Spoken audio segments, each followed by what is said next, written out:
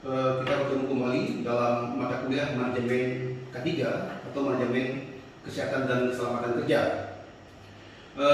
Saya sangat senang pada hari ini bisa berjumpa dengan hadirin sekalian, seluruh peserta yang mengambil mata kuliah manajemen K3.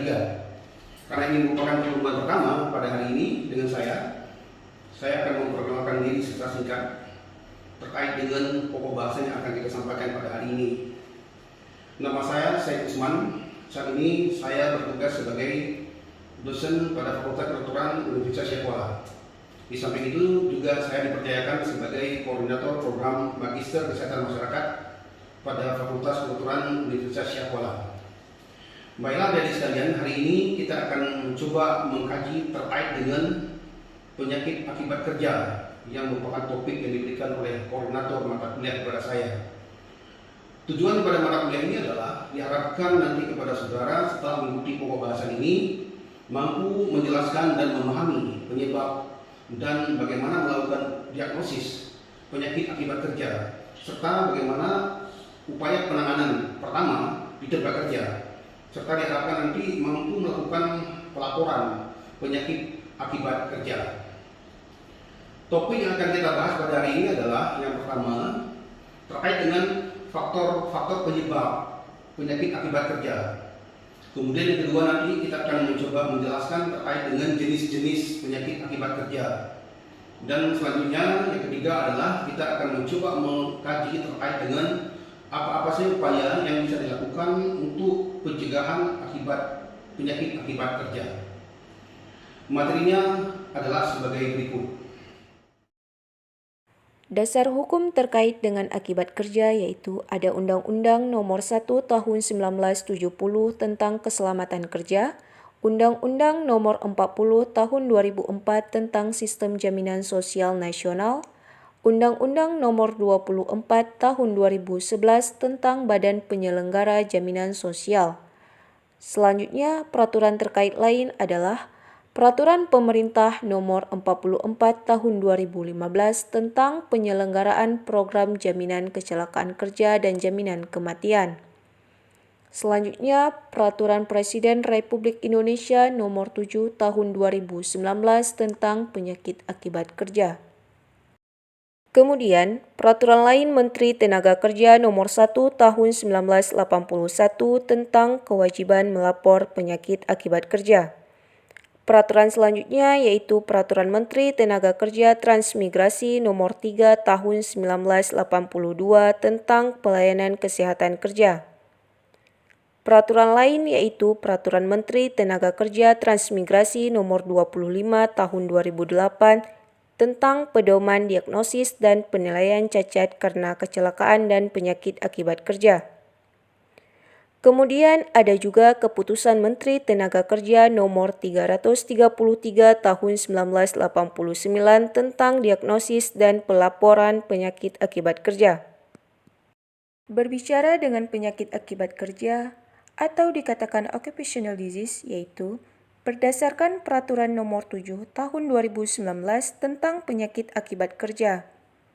Yang dimaksud penyakit akibat kerja adalah penyakit yang disebabkan oleh pekerjaan atau lingkungan kerja.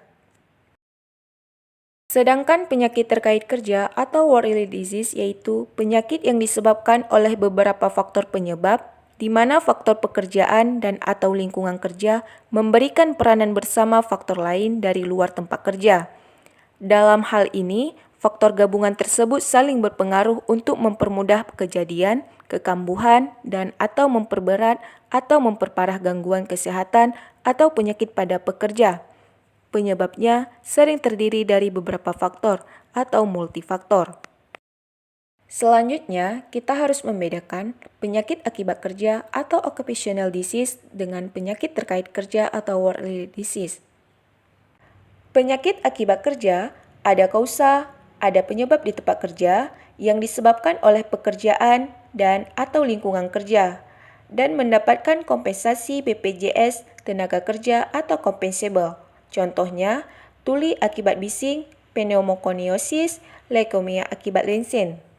Sedangkan penyakit terkait kerja ada trigger atau pemicu di tempat kerja yang dicetuskan, dipermudah atau diperberat oleh pekerjaan atau lingkungan kerja dan tidak mendapatkan kompensasi BPJS tenaga kerja atau non-compensable. Contohnya, penyakit asma dengan riwayat keluarga atau keturunan. Apa penyebab terjadinya penyakit akibat kerja? Tentunya ada faktor bahaya seperti fisika, kimia, biologi, ergonomi, psikologi, atau mismanajemen K3 yang tidak baik, sehingga bisa menimbulkan penyakit akibat kerja atau occupational disease. Negara kita sudah memiliki Peraturan Presiden Nomor 7 Tahun 2019 tentang penyakit akibat kerja. Dalam Peraturan Presiden ini, penyakit akibat kerja sudah dikelompokkan menjadi 4 jenis, yaitu yang pertama, penyakit yang disebabkan pajanan faktor yang timbul dari aktivitas pekerjaan, yang kedua, penyakit berdasarkan sistem target organ, yang ketiga, penyakit kanker akibat kerja, dan yang keempat, penyakit spesifik lainnya. Kita lihat yang pertama yaitu penyakit yang timbul atau yang disebabkan pajanan faktor dari aktivitas pekerjaan. Yang pertama karena faktor fisika, penyebabnya antara lain kebisingan, suhu tinggi, suhu rendah, tekanan udara yang tinggi, sinar infrared, UV, dan getaran atau vibrasi. Ini beberapa faktor fisika yang bisa menimbulkan penyakit akibat kerja. Nah, ini contoh gambar faktor fisika yaitu vibration syndrome pada pekerja yang menggebor banyak terpapar getaran. Selanjutnya yaitu faktor kimia. Penyakit yang timbul oleh faktor kimia antara lain gagal ginjal akut akibat paparan uap logam, iritasi dan keracunan, gangguan reproduksi akibat paparan radiasi megan, kolik abdominal atau kejang perut, penyakit jantung dan pembuluh darah akibat terpapar dengan karbon disulfida. Selanjutnya, faktor biologi. Berbagai faktor biologi, misalnya virus, bakteri, parasit, cacing, jamur, dan lain-lain, dapat menyebabkan penyakit akibat kerja. Penyakit akibat kerja yang timbul oleh faktor biologi antara lain malaria, hepatitis, atau bakteri tuberkulosis, dan tetanus. Nah, ini contoh gambar COVID-19 pada pekerja medis. Penyakit berdasarkan sistem target organ, yang pertama, penyakit saluran pernapasan meliputi pneumokoniosis yang disebabkan oleh debu mineral pembentuk jaringan paru meliputi silikosis, antrakosilikosis, dan asbeston, dan silikotuberkulosis, dan pneumonikosis yang disebabkan oleh debu mineral non-fibrogenik sklerosis, dan penyakit bronkopulmoner yang disebabkan oleh debu logam keras, dan penyakit bronkopulmoner yang disebabkan oleh debu kapas, dan penyakit asma yang disebabkan oleh penyebab sensitasi atau zat iritan yang dikenal yang ada dalam proses pekerjaan. Nah, ini gambar asbestosis pada pekerja di industri atap asbes. Dan yang kedua penyakit kulit, yaitu dermatosis kontak alergi dan urtikaria yang disebabkan oleh faktor penyebab alergi lain yang timbul, dan aktivitas pekerja yang tidak termasuk dalam penyebab lain. Selanjutnya, dermatosis kontak iritan yang disebabkan oleh zat iritan yang timbul dari aktivitas pekerjaan, tidak termasuk dalam penyebab lain. Dan vitiligo yang disebabkan oleh zat penyebab yang diketahui timbul karena aktivitas pekerjaan, tidak termasuk dalam penyebab lain. Ini gambar dermatitis kontak iritan pada pekerja salon. Kriteria umum penyakit akibat kerja antara lain adanya hubungan antara pajanan yang spesifik dengan penyakit, adanya fakta bahwa frekuensi kejadian penyakit pada populasi pekerja lebih tinggi daripada masyarakat umum. Selanjutnya, penyakit dapat dicegah dengan melakukan tindakan preventif di tempat kerja.